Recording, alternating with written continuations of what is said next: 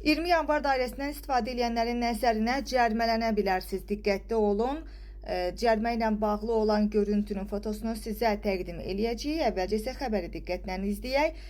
Belə ki, bugün 3 noyabr tarixidir. Nəqliyyat vasitələrinin sıx hərəkət elədiyi 20 yanvar dairəsinin Yasamal rayonuna düşən hissəsində yenilik tətbiq olunub.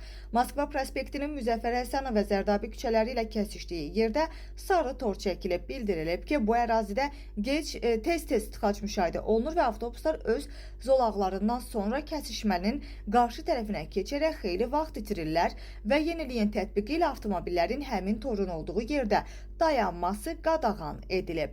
Yeniliyə əsasən qarşıda tıxac olarsa avtomobillər torlu hissəni boş saxlamalı və avtobusların, eləcə də sağdan gələn digər nəqliyyat vasitələrinin hərəkətinə də maneə yaratmamalıdırlar. Qeyd edək ki, avtomobilin sarı torun üzərində saxlanmasına görə İnzibati Xətalar Məcəlləsinə əsasən cərimə tətbiq oluna bilər.